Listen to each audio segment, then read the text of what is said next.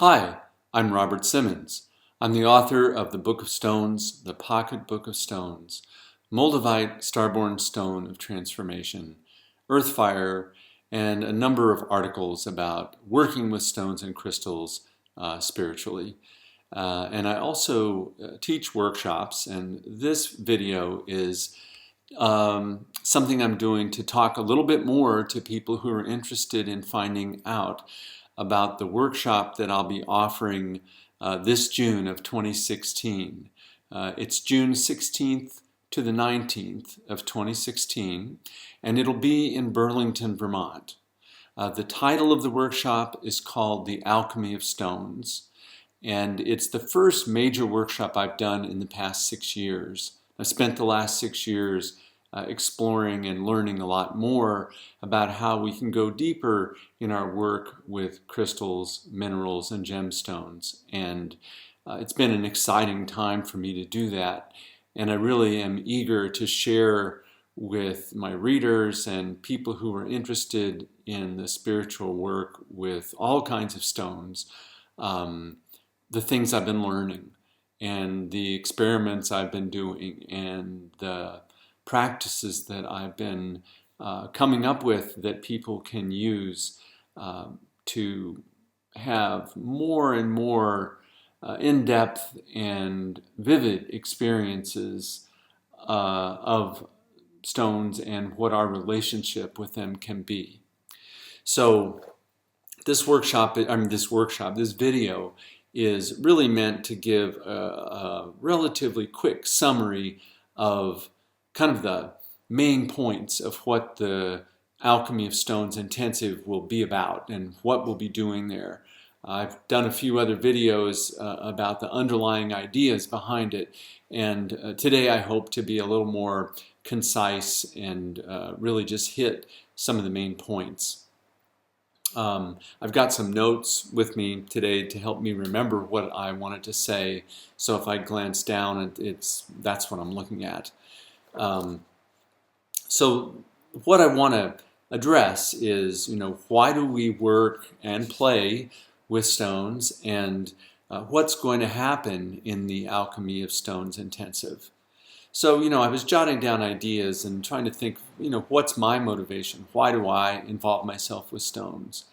And I think the first thing that I and a lot of people feel is a sense of we're attracted to stones because of their beauty and because of the wonder that we feel when we consider that these beautiful things that are in our hands have grown within the earth out of the earth's own substance, and that the earth is in a sense full of these treasures that are not only beautiful but also beneficial to us in a number of different ways. So the beauty and the wonder is the first thing, and then there's the link with the earth.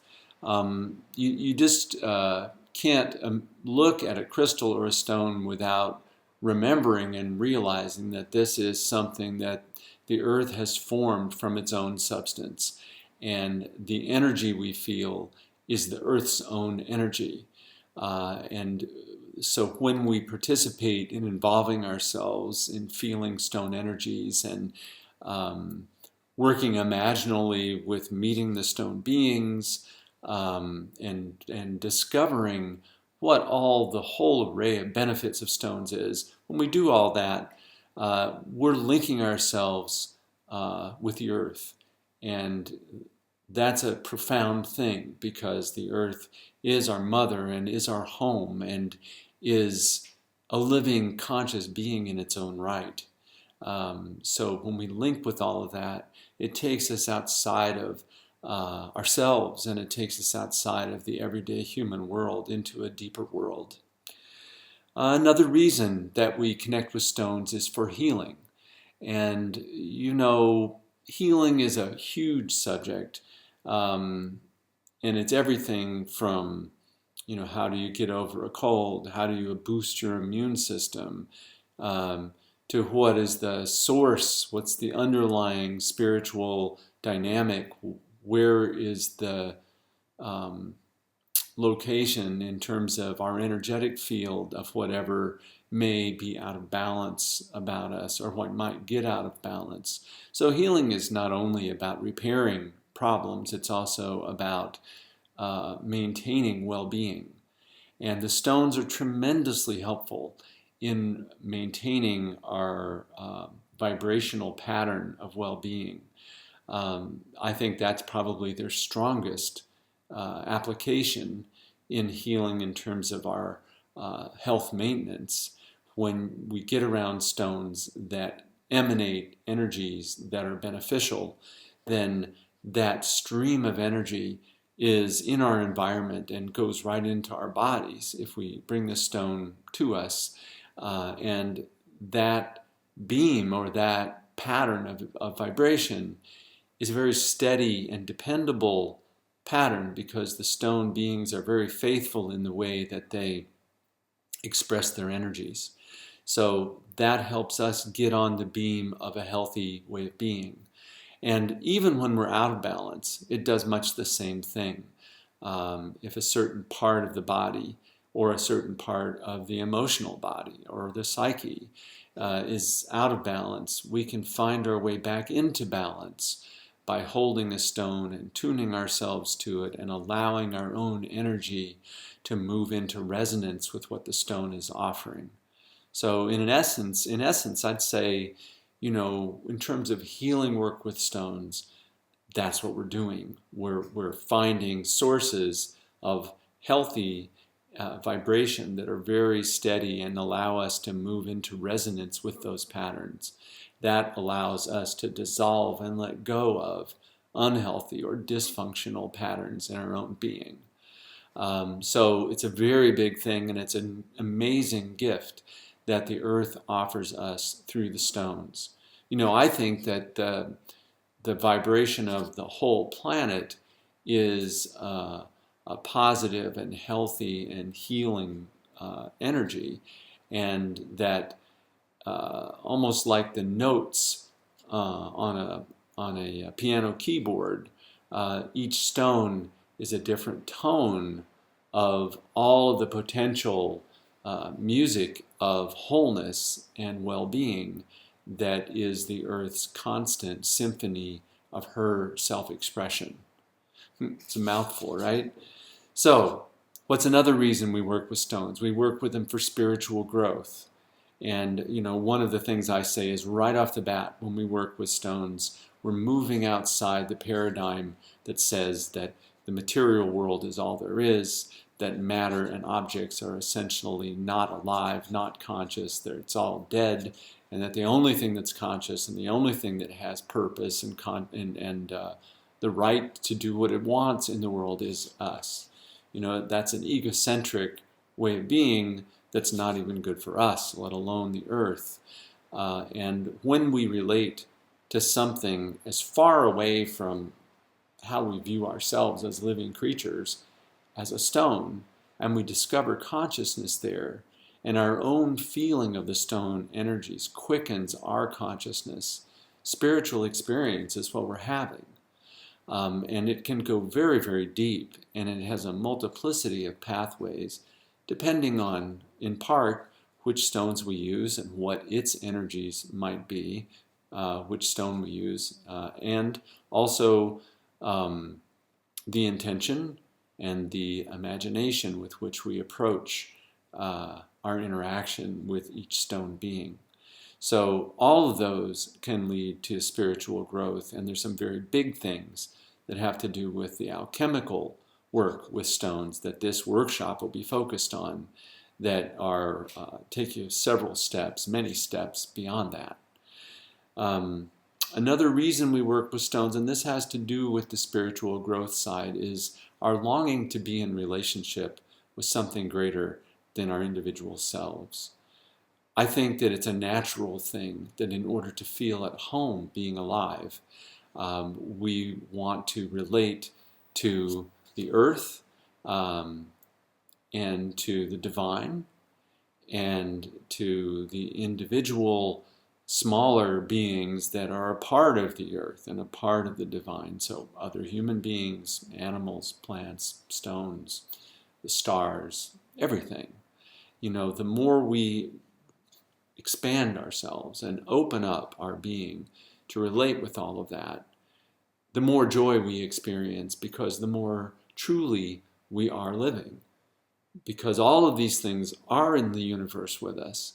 And when we open ourselves and expand into relationship with all that is, or with any of the many specific aspects of all that is that I've just mentioned, it takes us beyond ourselves and into relationship. And relationship in the universe is essentially, boils down to love. And when we experience an atmosphere of love that we exist within and that exists within us, I think we fulfill that longing to be with something greater. Now, you can take that a step further and say it's our longing to be with the divine that can draw us into working with stones. And I think that's a valid thing. It's a hard thing to say in a couple of sentences, but in essence, I would say one thing I've discovered through my work with stones and through my study of spiritual alchemy is that ultimately the whole universe, everything that's matter, arises out of consciousness. Consciousness comes first, and matter is a manifestation of consciousness. I remember in the same vein, there was a poet named Kabir, a mystic poet, who said, ecstatic love is an ocean, and the Milky Way is a flake of foam floating on that ocean of ecstatic love. So just take that idea and realize that when we enter the atmosphere of love, we're entering the truth of the vastness of all that is, and that every material thing, whether it's our own body or an object near us or a stone or the star or the moon, is a flake of foam floating on that ocean of the love that gives rise to everything. That, I think anyway, is the consciousness that's giving rise to everything. So the last thing I'll say about why we work with stones is because of the longing that we have inside ourselves for our true selves. I think that most of us, if not all of us, have that longing, and we have it because we realize deep inside that the self that we have built so far in our lives is not the wholeness of who we and what we are. And we feel and sense intuitively that the wholeness of who and what we are is much, much more than who we take ourselves to be. And we long for that. There was another poet named Rumi who said that the longing you feel for the divine is actually the divine's longing for you. And it's very, very good to invert that idea and imagine that the longing we have for transcendence, for the divine, is actually the longing of our own deepest, fullest, whole self that is linked to the divine for us, for our everyday self to join and unify with that greater self. And through that, with the divine that is the fundamental ground of being of everything. So it's a big, big stuff I'm talking about in regards to, I work with a crystal, and I go into relationship with this, and I go all the way into, unity with the divine and all that is. But that is exactly what we're going to do and teach and learn about together in the Alchemy of Stones Intensive. Because every one of these crystals is a doorway. Every one of these crystals opens a doorway, is probably what I should say, into that relationship with what's divine in us and in what's divine in all that is. So what's going to happen at the Alchemy of Stones Intensive? How are we going to get involved with the physical stones that we work with and with each other and with the processes in order to make some of the journey that I've outlined in terms of what the purposes of our work with stones are. So I'll say this, I'll say a few things. We're going into an exploration of spiritual alchemy and the work with stones as overlapping spiritual paths. Spiritual alchemy was about self-transformation. It was about world transformation as well, because the alchemists recognized the sympathy and empathy between ourselves and all that is. And they understood that self-transformation and world transformation go hand in hand. This also means that when we save ourselves, we save the world. When we love ourselves, we love the world. When we love the world, we love ourselves. In any case, these paths of spiritual alchemy and the work with crystals, as it's been practiced, as we've found our way into it over the last 30 years or so, are very much overlapping sets of ideas, and bringing the spiritual alchemy ideas into the work with stones, I think, will really light up our work and give us a much bigger context for it. Now, I won't go into that too much at the moment because I've done some other videos about that and I want to move along, but just take this nugget that alchemy exists right on the crossroads between science and magic. And science is a focus on the outer and observation in order to discover the nature of things. And magic is the use of intention and ritual to discover the inner nature of things and to see what's possible for us to do to transform our reality. So alchemy is at that place right where those overlap, and it does both. So it's a perfect place to work with crystals, because with crystals we're already carrying that kind of intention. We already are trying to do both of those things. So we'll be doing a lot of meeting of individual specific stones and experiencing their energies. That's a big part of what we'll do in the 4-day workshop. And I have a bag of stones for each person who comes there to work with for the 4 days.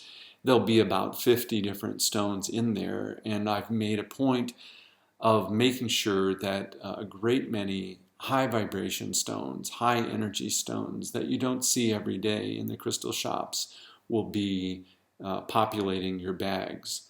And will take time during that 4 days to meet and engage with many, if not all, of those stones. We'll be writing and discussing our experiences of the stone energies. I write books about stones, and I meditate with the stone, and I find my way into resonance with the being of the stone. And in doing that, I ask the stone, what is your nature? What can we do together?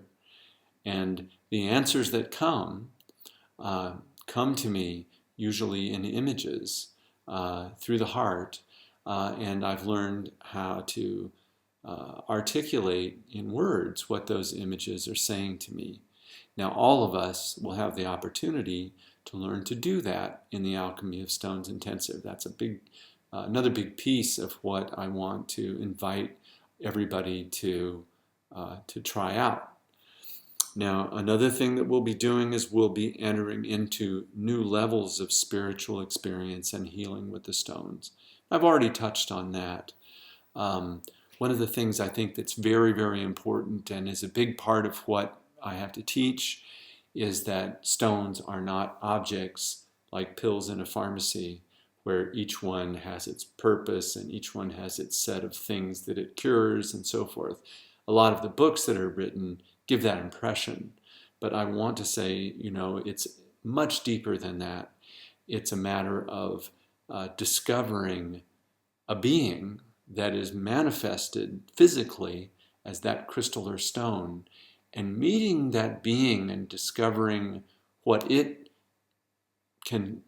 has to say to us, what it wants to offer us, sometimes what it wants us to help it with, and ultimately through all that, it's again deepening the relationship with the earth. So right through the relationship with the stone, we enter into relationship with its mother being, with the soul of the world. And we find that that's our own mother being as well. So one of the ancient alchemical symbols was the Ouroboros, the snake that goes in a big circle and bites its own tail. It nourishes itself, and it continues to grow from that nourishment so that it's able to continue eternally in that cycle of self-generation. So that's what we find happens when we work spiritually with the stones. The nourishment that we get helps us grow, and the growth that we experience makes us available for yet deeper engagement, which in turn continues to nourish us, help us grow, and make us available for yet deeper engagement. So we'll begin experiencing that cycle of ever deepening, ever enriching experience of stone energies. And this leads very directly to healing and to consciousness expansion and what's called vibrational ascension.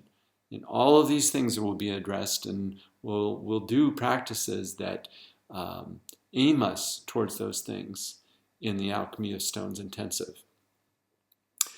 And in addition to that, I have a note here, and it's very important. I can tell you that every time I give one of these workshops, there's a lot of very big, powerful spiritual experiences that happen for all of us and for each of us.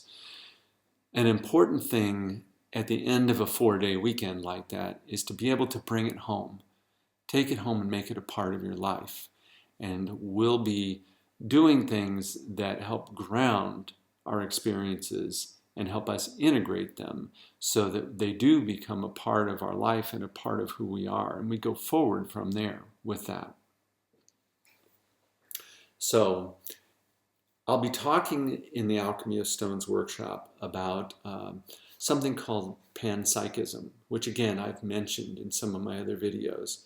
Basically, the idea behind this philosophy, pan means everywhere, psychism, psyche means soul. The idea is that soul is everywhere. So there is soul in me, there's soul in the earth, there's soul in plants and animals, there's soul in crystals. In other words, the underlying self-identity, the consciousness that is I am, is the underlying substance that gives rise to the material world. You know, scientists have been on a wrong track, in my view, for a few centuries with the idea that matter comes first and that consciousness, if there is such a thing, arises somehow magically, no one can figure out why, from matter. And it seems to me much more believable and much simpler to imagine that consciousness comes first, since it does exist. I'm speaking to you from it. Consciousness comes first, and matter arises as a manifestation of consciousness. It's still huge, you know, you say this, but like the whole universe is that then. In any case, that's what the basis of the idea of the Alchemy of Stones is founded on, is that panpsychism, consciousness underlying all things, is the basis for everything. That means it's very natural that crystal energy can be regarded as an expression of consciousness. And when you think about that, then it's very easy to understand how when you feel the energy of a stone, you're actually feeling the energy of the consciousness of another being. And that awareness, that discovery, takes us over the fence, takes us outside the dead materialistic worldview of Newtonian science and into the mystic alchemical worldview of the alchemy of stones. And that is, of course, something most of us have already entered if we're interested in crystals, because most of us realize that the energy we feel is not physical energy, but it has very physical and spiritual and emotional and mental effects. So, very exciting thing to get involved in. And I think that's where the enthusiasm that's moved me along the path for 30 years now comes from. And I think it's what motivates people who want to come to an event like my 4-day workshop. So we've got that. We'll talk a little bit just to prove this idea about the consciousness that has been shown to exist in plants and that we experience in crystals. Another thing we'll get into in terms of understanding and getting our heads around to some degree the vastness of consciousness within which our work with crystals takes place is by realizing and experiencing that human consciousness goes beyond the lifespan of a human being. That we are souls that are conscious before we're born, and that if we die, our consciousness goes and continues on beyond death. And I'll have a special guest at the Alchemy of Stones Intensive who's going to do an evening presentation for us. Her name is Sally Crow, and she is the most gifted spirit communicator I've met in my 64 years of being on Earth. And I really, really look forward to sharing Sally's amazing gift with the people at the Alchemy of Stones Intensive. We'll take an evening and she'll do a gallery reading for our group, and she will connect with and give us, I guess you'd say, messages from loved ones that have passed, of people who were there in the room, part of the Alchemy of Stones group. I've been to Sally twice for personal spirit communication sessions, and they're incredibly convincing. I have no doubt at all anymore that the individual selves of my family members who have died and friends who have died still exist and are capable of communicating with us. We may even try to find a way to experience for ourselves the kind of communication that Sally's gift allows her to do for others. So that's another part of the 4-day workshop. Other things we're going to do will have to do with meeting the consciousness that comes from the bedrock of the world. I think I was saying that a minute ago when I talked about what this longing for connection leads us to in our stonework. So we'll have a lot of experiential practices in this workshop. And here's just a few of the things we're going to do, because, as much as I enjoy teaching and talking about the experiences I've had and the ideas I've developed, everybody's coming to experience the stones and have their own ideas develop and have their own experiences happen. And we'll do a lot to make sure that it does. So a part of that is that we'll do dozens of practices with stones. One of the first ones we'll do right at the beginning of the workshop is we'll use a pair of Tibetan tektites to stimulate the chakra column and open it up so that our nervous system is wide awake and available for everything else that's going to happen through the weekend. And we work with partners when we do this. Everybody in the group gets a partner. You hold your own 2 Tibetan tektites in your hands, and your partner moves the other 2, one over your head in a kind of a rotation, and the other slowly up your spine from the back. And we found many times in my workshops I'd say just about every time for every person, that this stimulates the chakra column, and it also helps open up and eliminate any blockages in it, so that for the whole weekend we've opened ourselves up.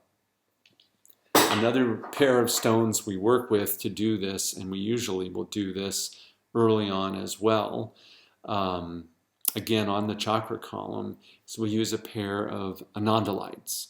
And anandalites are very, very highly energized quartzes that come from a specific area in India. And we do a little bit different, not too different, but a little bit different practice with these to expand upon that opening of the chakra column that the Tibetan tektites initiate. And we do that by, again, using partners, holding your own anandalites from your stone bag that we provide, and having your partner use his or hers and bring them up your chakra column without touching you from both in front and behind. So if there was a person in between these two stones, I would start down low below the root chakra, and I would slowly bring the stones up, up, up with the person's body in between, right up to the top of the head, and then open. And then I would bring that energy back down after having raised it, and bring that down, down, down, down, down, and ground it. Now, with anandalite, anandalite is named for the Hindu word ananda, which means divine bliss. And in addition to opening up and stimulating the chakra column and its kundalini energies, anandalite also brings very frequently a joyful upwelling of happiness kinds of energies in us. So that's another very beneficial thing, especially for starting a workshop like we're going to have. Because one of the things I like to say in my events is we do very serious work lightly. We do it with a spirit of fun and exploration, and we do laugh a lot together and have a lot of enjoyment of what we're doing. It's exciting work. It's exhilarating work, and the anandalite helps us get right into that groove. So another one that we work with, another area we work with, and relatively early on in the event, is we work with opening the heart. The heart is the portal through which I do all of my work with crystals and all of my meeting and engaging with the stones as beings.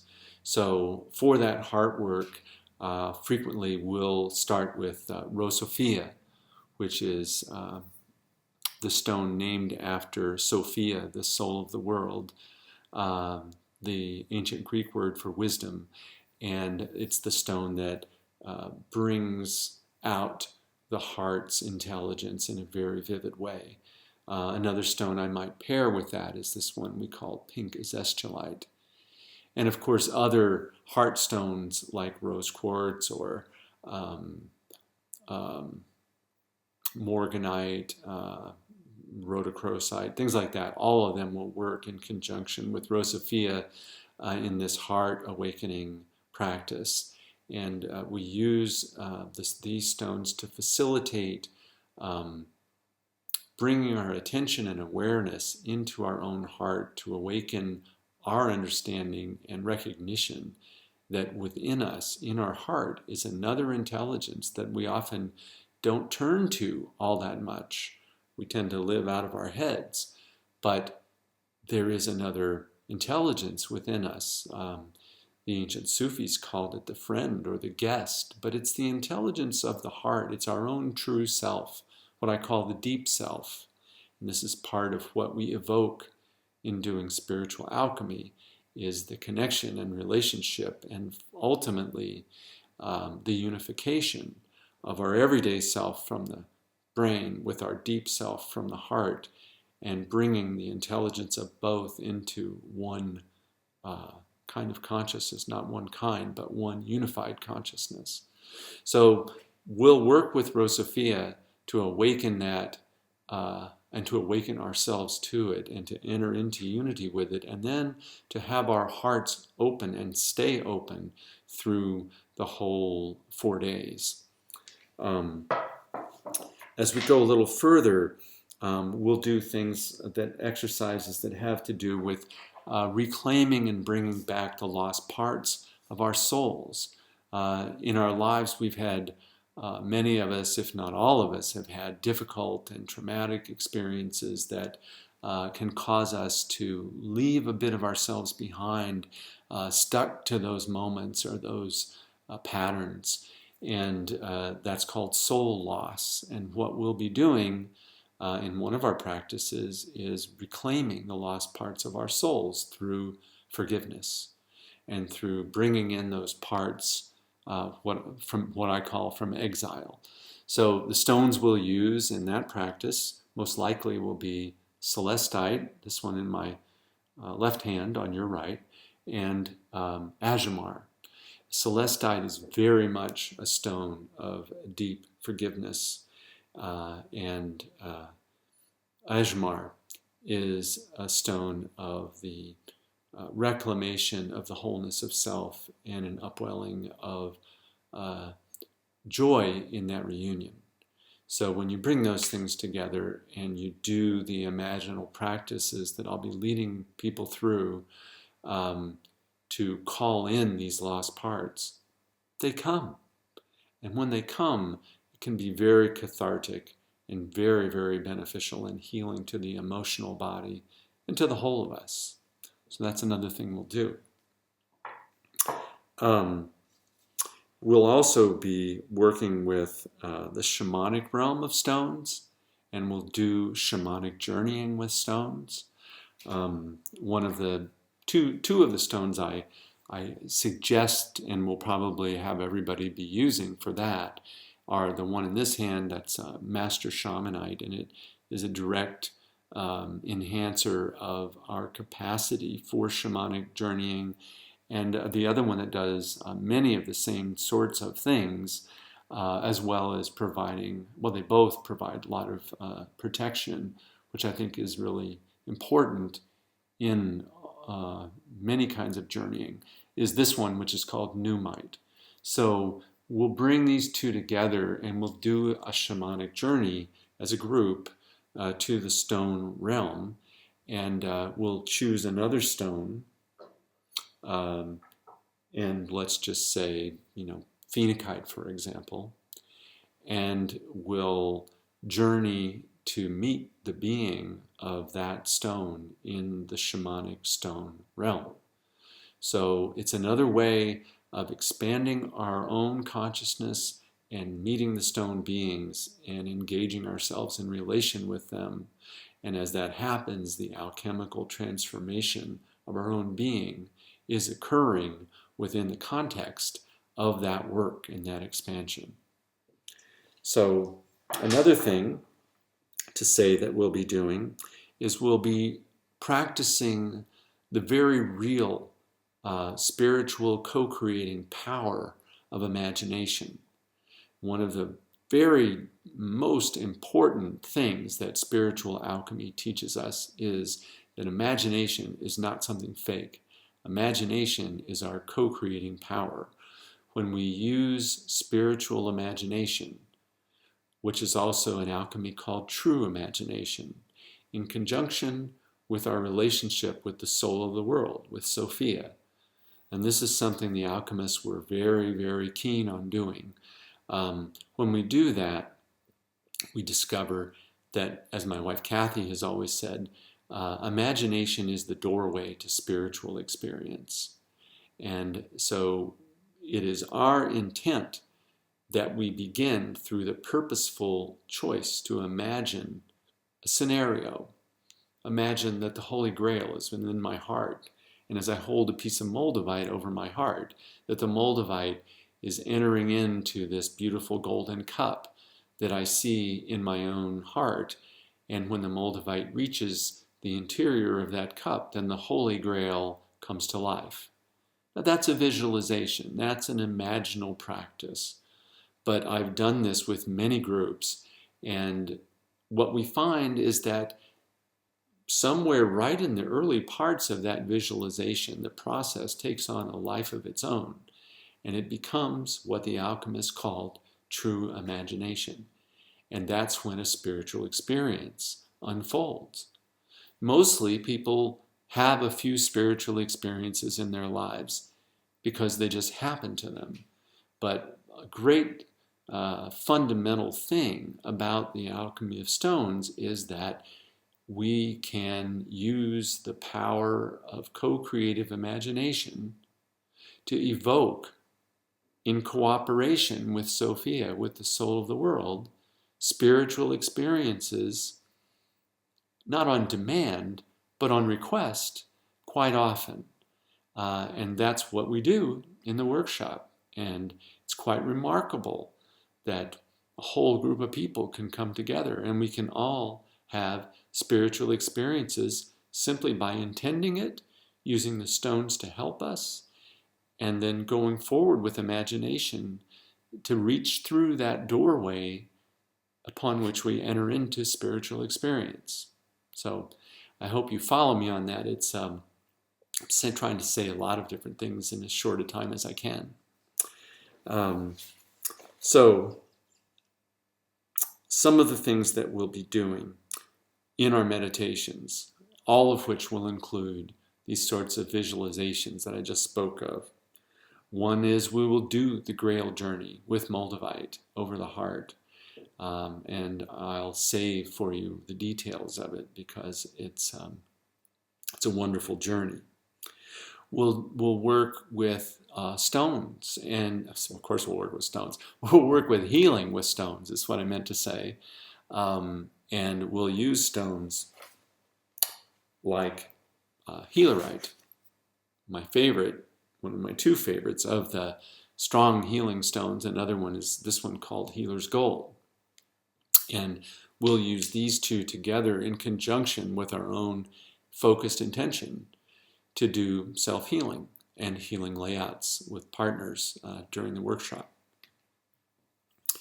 We'll be working on meeting the stones as angelic beings. And in specific, part of everyone's stone bag that will be issued when you participate in the Alchemy of Stones event, it'll contain all 16 of the azestulite, all 16 kinds of azestulite that have been discovered over the last 25 years. And each one is very vividly and intimately the expression of an angelic group soul being that we call the Azez. And this group soul has multiple aspects, and those multiple aspects manifest through the energy pattern of each different type of azestulite. So we'll work with those beings, acquaint ourselves with them, possibly even converse with them and receive some messages from them. That's my hope. But we will work a lot with stones that are connected with angelic beings, such as all these azestulites and also damberites and some others. Another thing I want to say quickly is we'll work with vibrational ascension body layouts. This comes later in the workshop when we're doing body layouts, and one of them we'll do for healing and another we'll do for vibrational ascension. When we did something similar 6 years ago, we had incredible experiences throughout the group of ascending through layers of consciousness into different realms of light. Messages were experienced and received and brought back.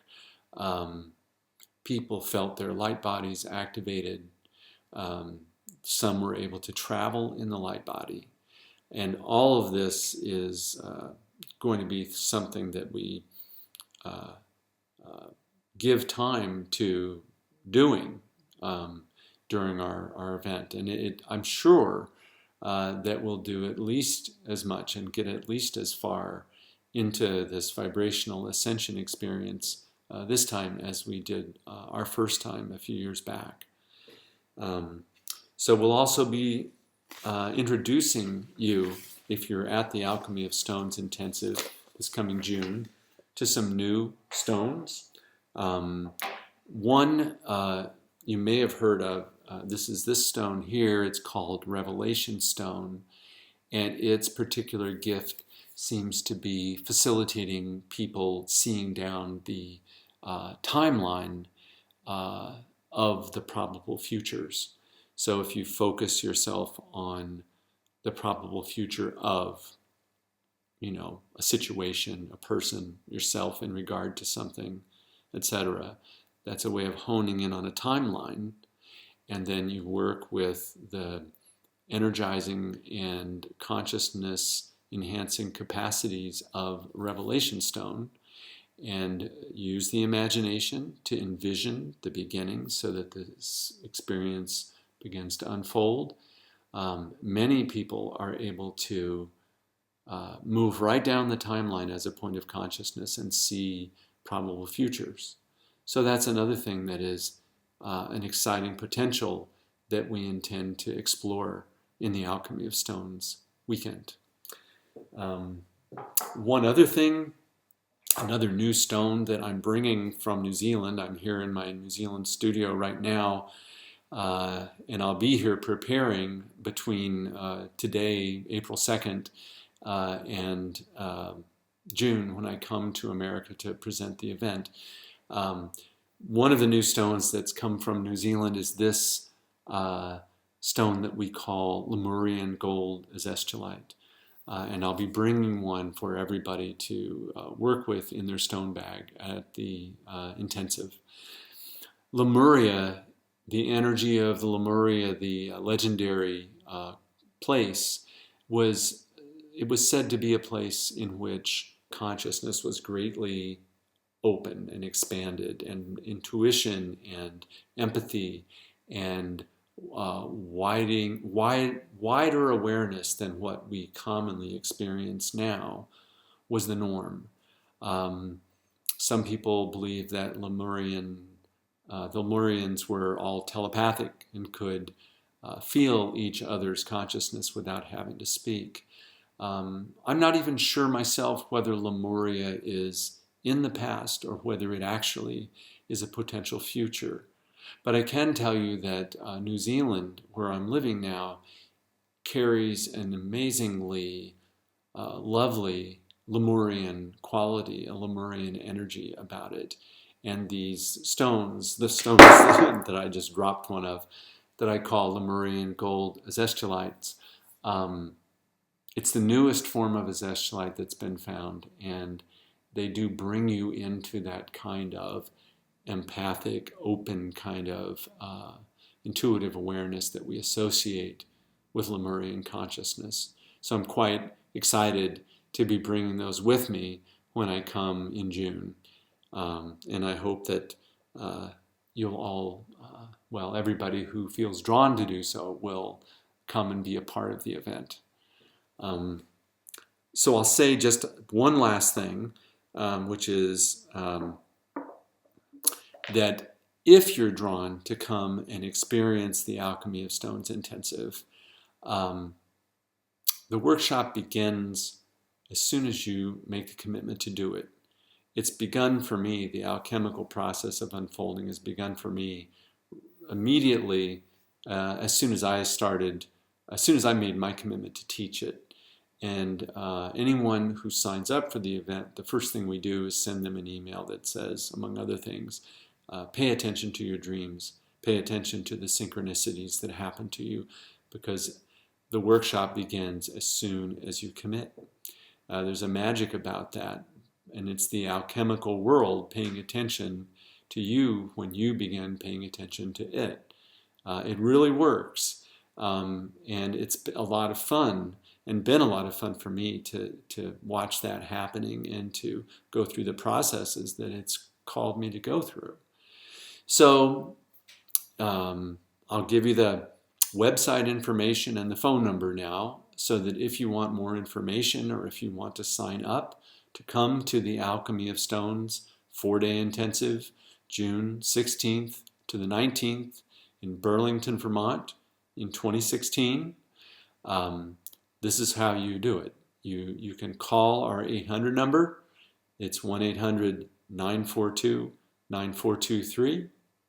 Or you can email heavenandearth@earthlink.net. Spell it all out, heaven and earth as one word, @earthlink.net. Or you can go to our website. That is www.heavenandearthjewelry.com. All spelled out, heavenandearthjewelry.com. One word. I think that will take you to, well, I know it'll take you to more information and help you decide if you'd like to come. And there are more videos on YouTube about different aspects of the alchemy of stones that I've been doing every month or so. If you'd like to see more and hear more, Google around or search for it on YouTube. Alchemy of Stones, Robert Simmons, are probably the best keywords to look for. And I hope I see you in Vermont this June. I think it'll be an amazing time. Oh, the grids. I forgot to tell you the grids. We're gridding the whole room that the workshop's coming in with great big high energy stones with 4 10-foot pyramids, each pyramid made out of copper tubing that is all full of high energy stones. There'll be a pyramid of healing with healing stones like healerite, azamar, seraphinite, golden healer quartz, and auralite 23. There'll be a pyramid of purification and protection with guardianite, black tourmaline azestulite, shungite, smoky quartz, obsidian, amazes inside the copper tubes. A pyramid of love with rose quartz, rosophia, pink azestulite, morganite, kunzite, rhodonite, rhodochrosite inside of it. It'll be a wonderful atmosphere of love inside that one. And a pyramid of ascension containing all the azestulites plus other ascension stones like phenakite and so forth. So my picture of this is the 4 corners of our big meeting room. Each corner will have one of these 10-foot copper pyramids that you can sit inside of and experience the energies of each of these focused and amplified stone combinations that we put together in these pyramids. And I also am quite sure that the whole room will experience what I would call an alchemical fusion of the energies of all 4 pyramids. It was one of the downloads that I got when I was planning the workshop that, Robert, you have to build 4 pyramids and fill them up with stones, and these are the stones, and this will provide a very good start on the creation of the energetic environment of the room everyone will be immersed in for the whole 4 days together. So can you tell I'm excited about that? I'm glad I threw it in at the end, even though I'm kind of running over on the time I plan to spend, because it's a big, interesting thing that's never been done before. No one has ever made pyramids of this size filled with these stones put together in a room like this that's also filled with a great many transformational stones and a group of people that's all focused on self and world transformation for the betterment of all. That's the Alchemy of Stones Intensive. I can't wait to be there, and I do hope you'll come. Thank you very much.